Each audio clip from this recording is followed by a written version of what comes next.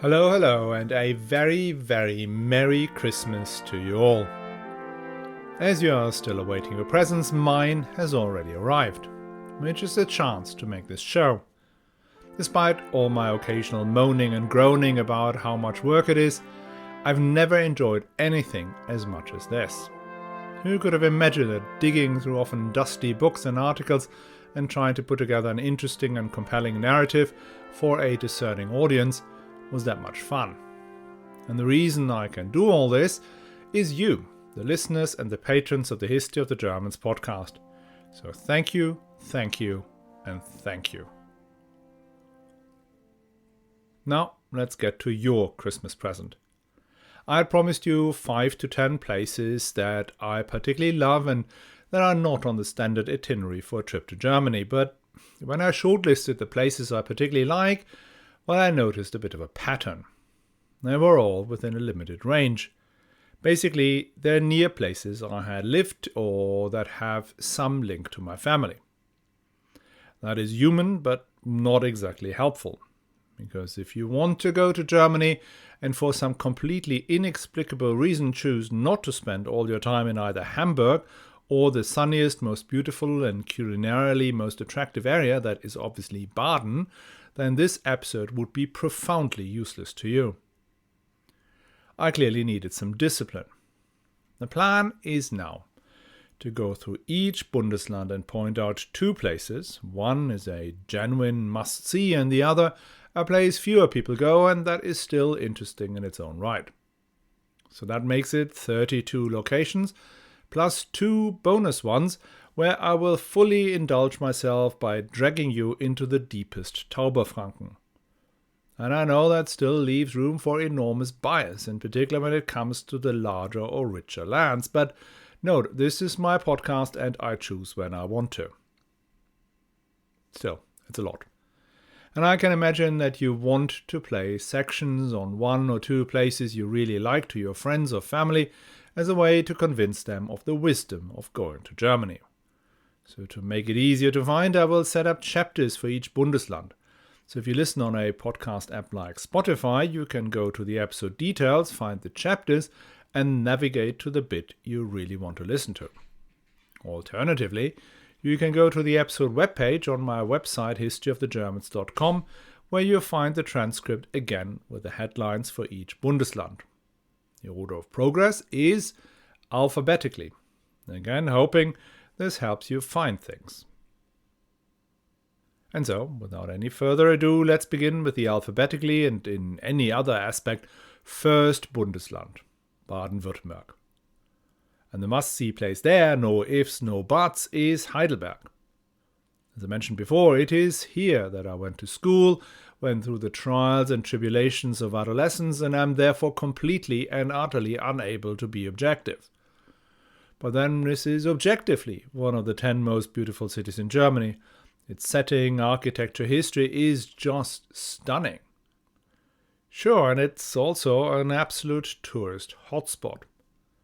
But most of them are day trippers who leave for Frankfurt Airport before nightfall.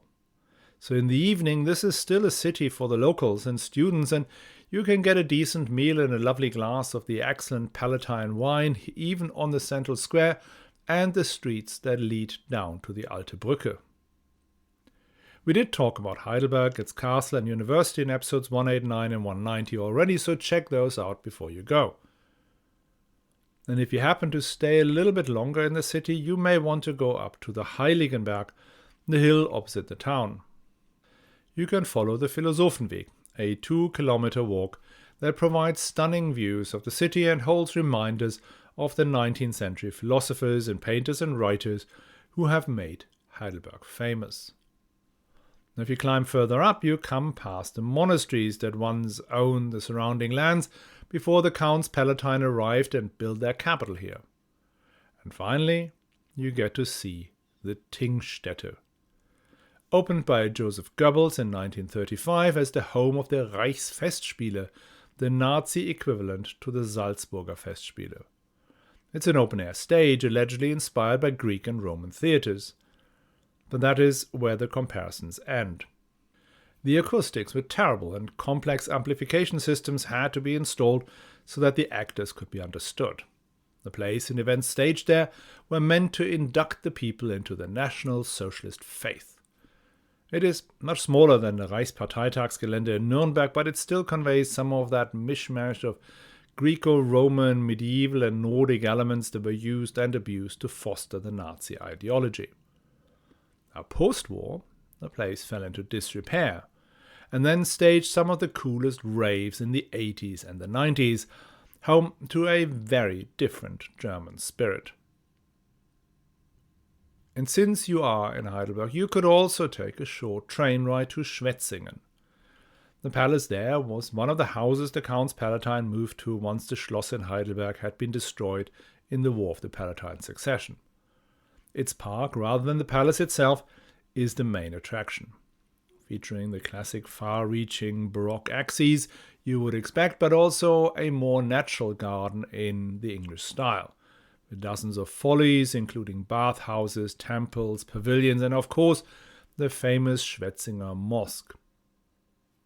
And it is here that in 1668 the Count Palatine Karl Ludwig ordered his gardeners to plant white asparagus for the princely table. This king of vegetables was a delicacy only available to the very rich, who could afford the complex process of growing the plants under mounds of sand. It became more widely available when Max Bassermann, a local entrepreneur, established large-scale agricultural production and found a way to keep them fresh in tins. White asparagus is a German obsession, with various locations claiming to produce the highest quality, though of course Schwetzinger has to be the best. As I said, this is an entirely biased and totally subjective episode. So if you've never tried it and you're coming between mid-April and St. Johannes or June 24th, give white asparagus a go. Not everyone gets why it is so special, but once you've fallen for it, you will wait every year for the beginning of the Spargelzeit. As for my second recommendation in Baden-Württemberg, I was torn simply because there is so much. We talked about Stuttgart and Tübingen in episode 190 and 192, Karlsruhe in 191, Ravensburg in episode 193, and of course Constance and its council in the episodes 171 to 174. So it then boiled down to the monastery of Maulbronn, one of the best preserved Cistercian abbeys in Europe, and the city of Freiburg. And again, this is an entirely subjective show, so it's Freiburg.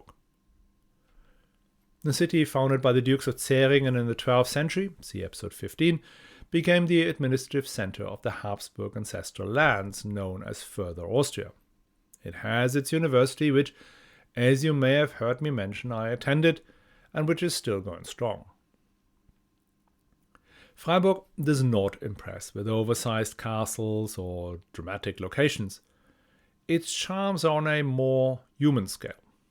Its main square, the Münsterplatz, is pure delight. In its center rises its Gothic cathedral that had been built as a parish church and hence has just one, not two towers. Nor is it the tallest steeple, but according to Jakob Burckhardt, the most beautiful spire in all of Christendom.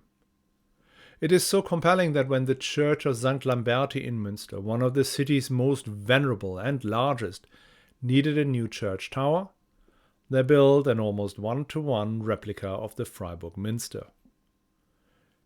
It is also one of the few major Gothic church towers in Germany that were completed during the Middle Ages. Cologne, Ulm and Regensburg all sport 19th century spires. The interior is of course impressive, with its high altar by Hans Baldung Green and the Gothic sculptures inside and out. But it is again the human scale of everything that makes Freiburg so lovely. Sitting outside in one of the wine bars on the Münsterplatz, preferably the stalwart Oberkirch, and drinking a glass of the truly excellent Baden wine is hard to beat. We would go there as students, nursing a tiny glass of wine and hoping one of these old duffers would turn out to be an alumna of the university, who would then happily foot the bill for the evening in exchange for reminiscing of his or her student days. And today, when I go, I am that old duffer, and I pay for drinks and I tell stories that only I find really interesting. It's the circle of life. And do not forget, you're in the epicenter of German fine dining. Baden cuisine can easily hold its own against the Alsatians on the opposite shore of the Rhine. The climate that provides more days of sunshine than anywhere else in Germany provides the produce needed to satisfy a demanding clientele. The city itself boasts 5 Michelin star restaurants and the surrounding area another 20 or so. Go north from there to the small town of Bayersbronn, which can claim to be amongst the places in the world with the highest density of Michelin stars per head, including 2 3-star restaurants. Now, I personally do not care that much about going to 3-star restaurants, but I do believe their presence elevates standards across the whole region, or are expressions of the higher standards in a region. And that results in restaurants that receive what I believe to be the much more desirable Michelin award, the Bib Gourmand. That is given to restaurants that offer excellent quality food at reasonable prices, and that is right up my street. If I could pass on one tip that makes life better, it is to download the Michelin Guide app and seek out restaurants with the Bib Gourmand. It has never failed me and brought me to truly exceptional places. And I'm not paid to advertise this. This is simply a tip from me to you. And you may have guessed it, Freiburg and the Black Forest is chock-a-block full of Bib Gourmand restaurants. Enough now about what the Americans would call my home state. And let's go across to Bavaria.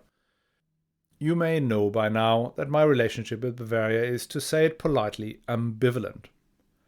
But that may be nothing but envy for this blessed land, or, to be more historically accurate, Bavaria is actually at least 2 lands, Bavaria and Franconia, and arguably the Upper Palatinate and Upper Swabia are also under Bavarian occupation.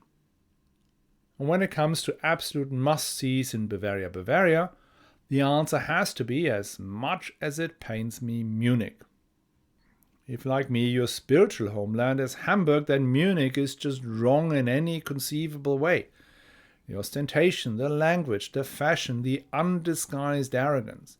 Up here in Hamburg, we can look down on people in a much more sophisticated manner. That being said, Munich is stunningly beautiful. My favorite thing there is to go for a run early in the morning through the Englischer Garten and finish off under the arcades of the Hofgarten, giggling at the pomp and pathos with which the 19th century frescoes depicted the high points in the history of the House of Wittelsbach. The rest of the Residenz, one of Europe's largest palace complexes, is definitely well worth visiting, in particular the Treasury. And once you are worn out of courtyards, staterooms, corridors and theatres, take a quick look around the corner at the Old Court, where my favorite Wittelsbach, Ludwig the Bavarian, lived. Whilst he was really powerful, interesting and consequential, his palace is positively minuscule compared to those of his, would say, lesser descendants. Just saying. I would not dare making a list of places to go in Munich.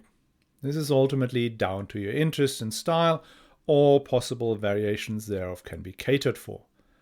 The Alte Pinakothek hosts the art collection of the Bavarian rulers who had been buying, inheriting and stealing stuff for centuries. The Lehnbach House is home to masterpieces of the German Expressionism. And the Deutsches Museum is where you can hear all about Fortschritt durch Technik. Now there's one art museum I would add to the list that fewer people would go to, and that is the Villa Stuck. Franz von Stuck, whose house and atelier the villa was Germany's most celebrated artist in the late 19th century. His works oscillated between Jugendstil, the German version of Art Nouveau, and symbolism. His striking pictures, often diving into mild eroticism and dark myths, has gone quite comprehensively out of fashion. But that may not last forever. Fashion changes even when it comes to older art.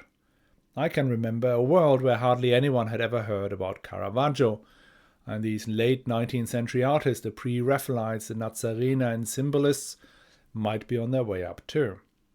So grab the chance to be able to say that you had seen the Villa Stuck long before everybody else went. Okay, where do we go after Munich? Of course, none of you would dare, or dare to admit, to a visit of the abomination in the foothills of the Alps, that cardboard grandeur built by a pseudo-absolutist who sold his country to fund his architectural fever dreams. There are 20,000 castles in Germany and you go for that one? Cinderella's castle in Disney World is more authentic. Okay, if it's not Neuschwanstein, then where? And we've already covered a number of the many must-sees in Bavaria in separate episodes. Nuremberg in episode 153, Rothenburg ob der Tauber in episode 193, Augsburg in 194, and Landshut in 197. Now let me break a lance for Regensburg. When I said Heidelberg is one of and not the most beautiful city in Germany, the place I thought about was Regensburg. Like Heidelberg, its old town suffered only little damage in World War II, which is a rarity. What you will find very often in Germany is that the area around the great cathedral or town hall is made up of late 20th century structures, not all of which have aged well. The reason for that is not that Germans were keen to tear down the old and build the new in its stead, but that almost all the cities had been bombed to the ground. That was certainly not the worst impact fascism had, but probably its most constant reminder. In Regensburg, you can see what a grand late medieval city looked like. Its stone bridge, built in the middle of the 12th century, had seen first Conrad III and then Barbarossa setting out for their respective crusades. Its cathedral is another masterpiece of Gothic art, and from 1594 onwards, the estates of the Holy Roman Empire gathered here in the town hall of Regensburg, and from 1663 in a permanent session. This is where imperial laws were passed and conflicts between the different states resolved, probably more effectively than they are given credit for. And there's the palace of the Thurn and Taxis family, the imperial postmasters who literally invented post and who gave their name to my favorite means of transport. But the reason Regensburg is special is not the individual attractions, but the coherence of the whole city. There's so many corners that have literally remained unchanged for 500 years, allowing you to fully immerse yourself in the world of the medieval free cities. And if you take into account how much bigger and richer Nuremberg or Augsburg were at the time, you can get an idea of the scale and the beauty of these late medieval trading hubs. Another interesting aspect of Regensburg is that the city, despite remaining the seat of a Catholic bishop and home to 3 imperial abbeys, was a major center of the Protestant faith, offering sanctuary from religious persecution and spearheading missionary activities. The two communities lived side by side for centuries, which led to a duplication of institutions like schools, churches, hospitals, and the like. There were several free imperial cities that operated on that basis, a sign that religious tolerance isn't solely an invention of the 18th century and thrived even in Bavaria. Now, since we go about these things in alphabetical order, our next stop is as far as you can get from Bavaria.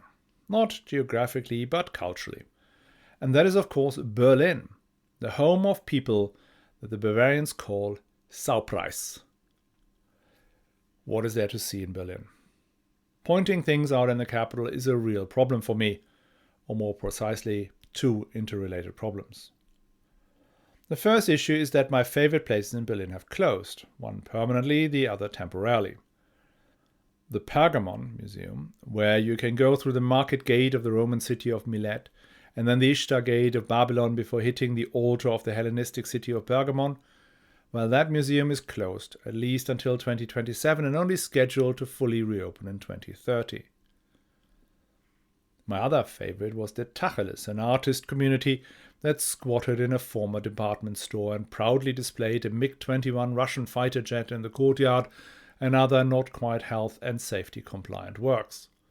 That lasted for a surprisingly long time but closed in 2012 and has now been turned into luxury apartments, one of which recently sold for a cool 10 million euros. Another sign that the times when artists and tech firms came to Berlin for cheap rents and amazing spaces are pretty much over. But even without the Pergamon and the Tacheles, there is no shortage of world-class art in Berlin. From Nefertiti to Bruce Nauman, everybody is in Berlin. Check out not just the museums, but also the private galleries that make Berlin the capital of contemporary art in Europe. The other problem I have with Berlin is that things move too fast. In most German cities, it's not just that the main historical sites, but even the restaurants and the bars barely change. The top nightclub in Munich, I was told, is still the same it was in the 1980s. In Berlin, though, things move far too fast for me to keep up. But I have a solution to this problem. Its name is Johnny Whitlam. He's a tour guide in Berlin and a fellow podcaster, and on whose show, History Flakes, I have appeared before. Johnny really knows his stuff and is great fun to have around. I put a link to his website in the show notes. Surrounding Berlin is Brandenburg, and again, the must-see place here is without a doubt Potsdam, the true capital of Prussia. Yes, Berlin was the official capital, but Potsdam is where Friedrich II spent his evenings chatting with Voltaire and the intellectuals of the Berlin Academy, and his mornings in very different exchanges with his strapping guardsmen. As you travel from Berlin to Potsdam, you cross the Glienicke Brücke, the place where the US and the Soviets exchanged their spies. And there you enter a landscape of interconnected lakes and royal and imperial palaces, from the forbidding Neues Schloss, built solely to prove that Prussia was not bankrupt after the 7 Years' War, Sanssouci, Frederick II's pleasure palace, Babelsberg, a 19th century beauty, and Sizilienhof, where the Potsdam Conference consigned Prussia to the scrap heap of history. Having seen this, the most appropriate thing to do then would be to seek the very beginnings of the state of Brandenburg-Prussia.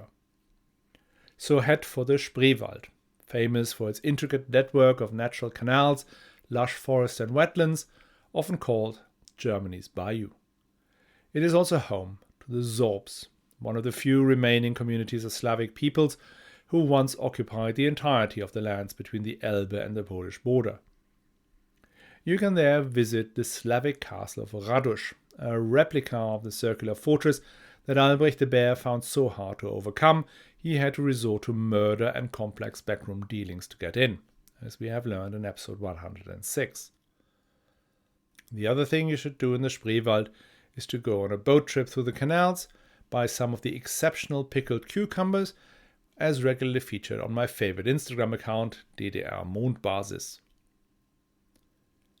Still stuck with the letter B, we are moving on to the smallest of the Bundesländer, Bremen. Small, but perfectly formed.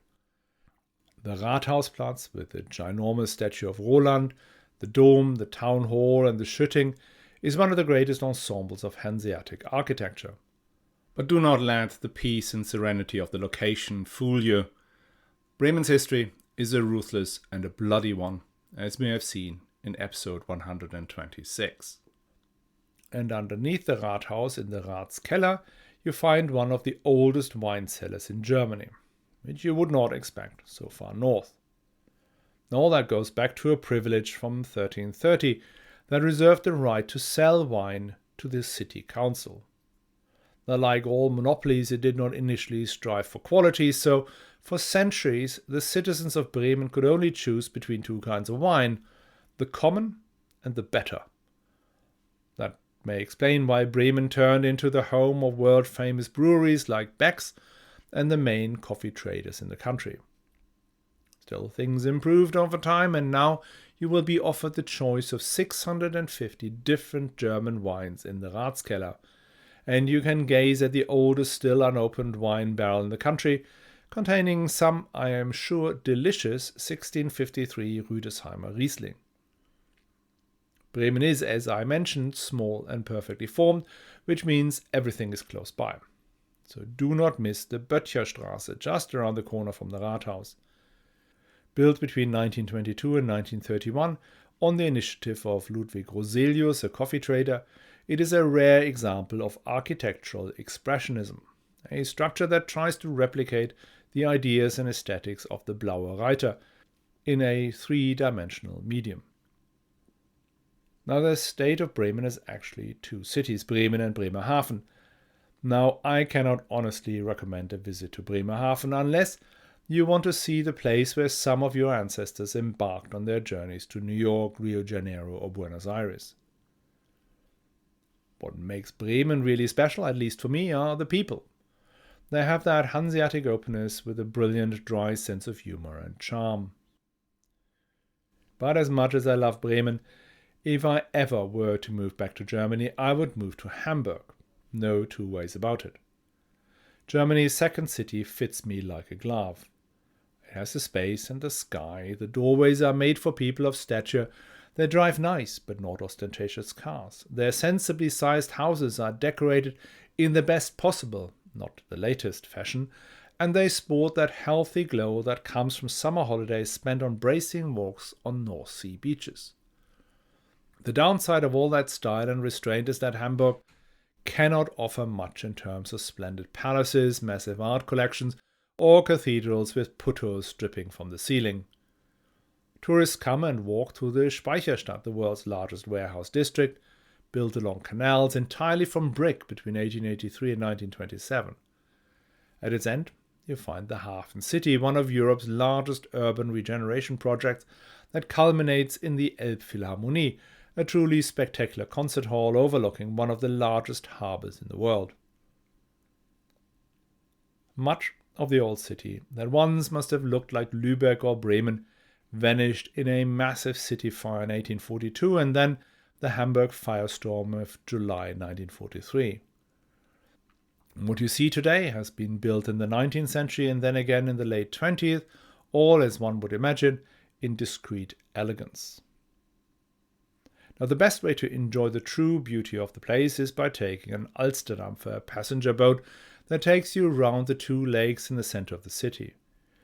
You get to see canals and bridges, of which Hamburg claims to have more than Venice, the graceful whitewashed villas where perfect children play on the grass that leads down to the water's edge. Get off at Alte Rabenstraße and grab a seat at Bodo's Bootssteg, a waterside bar. Order an Alsterwasser, beer with lemonade, stare into the sun, and feel utter happiness. Now, this is where I would love to end on, but the tyranny of the alphabet pushes us on. We have barely covered 6 of the 16 Bundesländer, and the next one we have to get to is Hessen. If you come by plane, you will most likely arrive in Frankfurt, making this city an inevitability. But not a bad one at all. Frankfurt was one of the 3 capitals, in inverted commas, of the Holy Roman Empire. The Golden Bull determined that all emperors had to be elected in Frankfurt, a process that took place in a side chapel in the Church of St. Bartholomew, nowadays called the Kaiserdom. This goes back even further to the Franks of Merovingian and Carolingian times, who elected their kings on the hallowed grounds of their homeland, Franconia. The election was then followed by a celebratory dinner in the Kaisersaal of the Römer, the houses that formed the medieval town hall, whilst the people were given the greatest of delicacies, the sausage that became known as the Frankfurter. And in 1848, Frankfurt witnessed the very first freely elected German parliament, holding its constituent session in the Paulskirche. Now, this first stab at democracy did not succeed, but at least we tried. There are some great museums in Frankfurt, but if you want to go a bit further afield, I recommend 2 cities, Marburg and Kassel. Now let's start with Kassel, once capital of the Landgrafs of Hessen-Kassel. Once their old palace had disappeared in 1811, the grandest of the monuments of these otherwise monumentally awful rulers draws all the views, the Bergpark Wilhelmshöhe. 2.5 square kilometers of Baroque and English garden design on a hillside that is overlooked by a 40-meter tall pyramid on its summit, which in turn is crowned by an 8.5-meter tall golden statue of Hercules. Beneath it runs a water feature that comprises a Baroque water theatre, grottos, fountains, 2 hydraulic organs, and several waterfalls. Then the water tumbles down the 350-meter-long Great Cascade into the, of course, Great Pond, from where the once tallest fountain in the world sprays water 50 meters into the sky. That is what selling your soldiers to the highest bidder gets you. The best time to visit Kassel is during the Documenta, an art exhibition that takes place every 5 years, always creates all sorts of controversies with resignation and accusations as only the art world can produce. Visitors and artists give this otherwise rather sedate town a particular buzz, a counterpoint to the overwhelming impression the Bergpark gives you. Now, at the other end of the spectrum is Marburg, like Kassel, once a capital of the Landgraviate of Hessen. Some cities have a university, Marburg is a university. During term time, the ancient medieval streets have a much more youthful flair than the surroundings would suggest. And it was also once the home of Saint Elizabeth of Hungary, wife of the Landgraf Ludwig of Thuringia. Those of you who support the show can listen to a whole episode about Elizabeth of Thuringia, whose life story of persistent abuse by her confessor is amongst the saddest stories about medieval piety I can think of.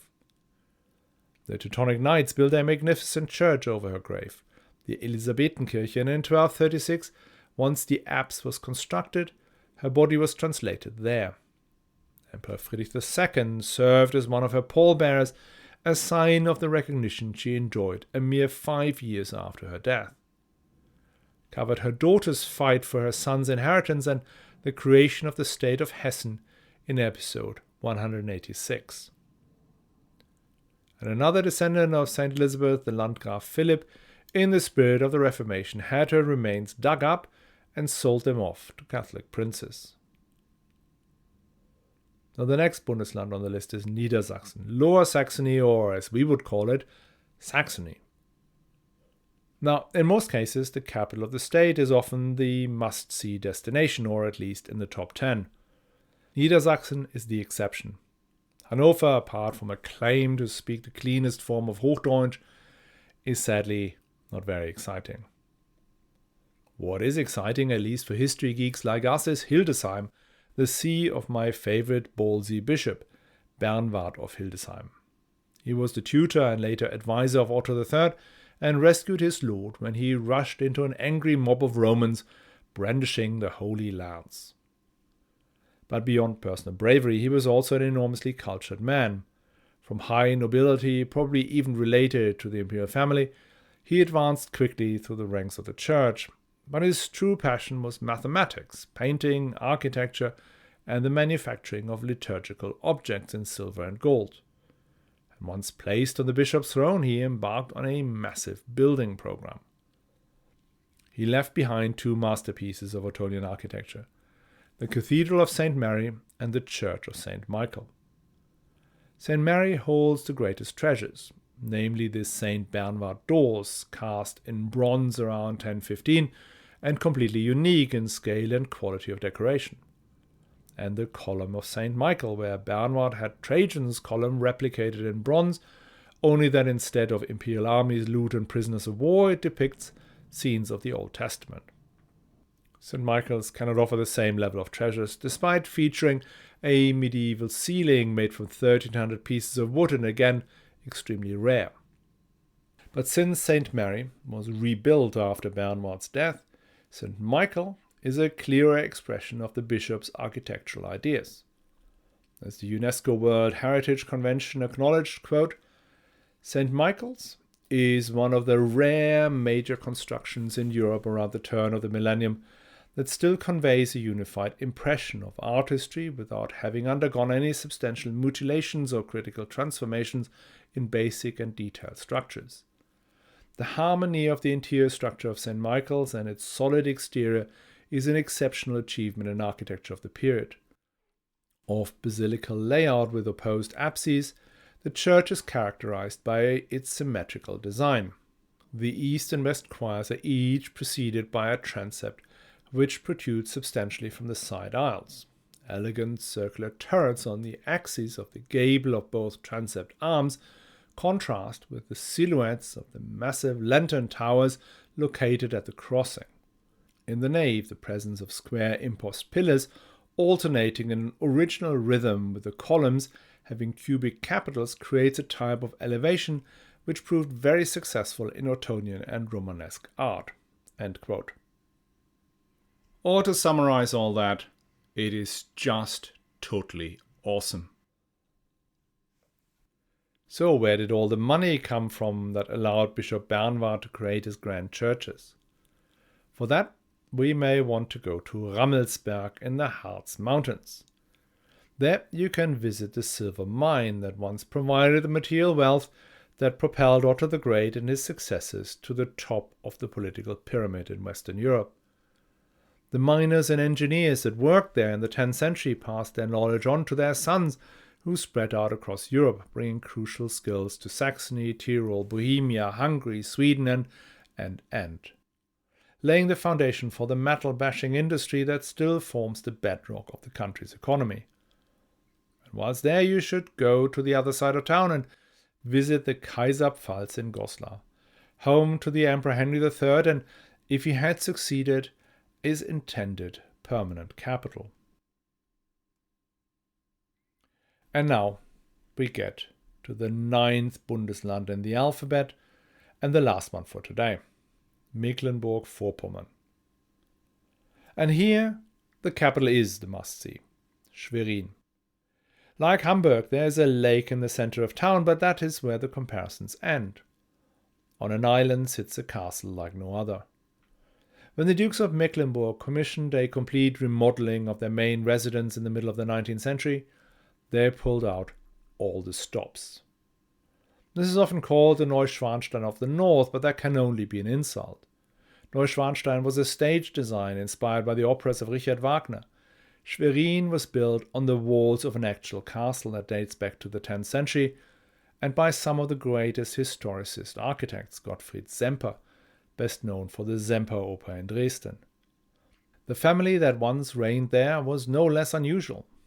As you enter, you pass underneath a giant statue of Niklot, the pagan Slavic leader of the Obodrites and opponent of Henry the Lion. We covered his life and story in episode 104 and the broader conflict between the Saxons and the Obodrites in episode 101. Niklot's descendants, once converted to Christianity, became the Dukes of Mecklenburg, who played a major role in northern European history. And this was their home. Sure, the 19th century embellished things and the decoration are ludicrously over the top, but that is also its charm. What else to do in Mecklenburg-Vorpommern? Well, there are the Hanseatic cities of Wismar, Stralsund and Rostock that has made their regular appearances in the episodes about the Hanse and are well worth visiting for the brick Gothic architecture. Wismar is the best preserved, while Stralsund gives you access to Rügen and its fantastic sandy beaches. And by the way, the Anglo-Saxons have a completely false impression of the Baltic. They're expecting its water to be very cold. They even use the term Baltic to denote freezing. Nothing could be further from the truth. Given the sea is shallow and does not pull in much icy Atlantic water, it warms up quickly in summer, making Rügen, Hiddensee, Usedom, Heiligendamm and so forth ideal places for summer holidays by the seaside, in particular when you have small children to cater for. And if you want a truly perfect holiday, charter a sailboat or bring your own. I did that 2 years ago and I cannot wait to get back. There's one trip I haven't done, and that is still on my list, and that is sailing through the Mecklenburger Seenplatte, the system of interconnecting lakes between Berlin and the Baltic shore. There are allegedly over 1,000 lakes and inland waters here, some quite busy, but also still many that are quieter. You can charter a sailboat or a motorboat from one of the dozens of charter companies and set off. These boats are tiny and they're not at all luxurious, but you can anchor in a secluded bay, go for a swim, and sleep on deck looking at the stars. That would be my kind of thing. So, we worked through 9 out of 16 Bundesländer, which means we are not yet finished. But I am. So if you have been listening in bed whilst the kids are rustling about in the living room in search of presents, get up and smell the turkey. As for me, I've already got my present, since we Germans do it on the evening of the 24th. All I have to do today is get up, pack the kids in the back of the car, and drive to my lovely in-laws for goose and even more presents. Though, as I said, the really greatest presents of them all is the one that you gave me. So thank you all so much for listening and supporting the show. Have a very Merry Christmas. I will be back with the second installment next week.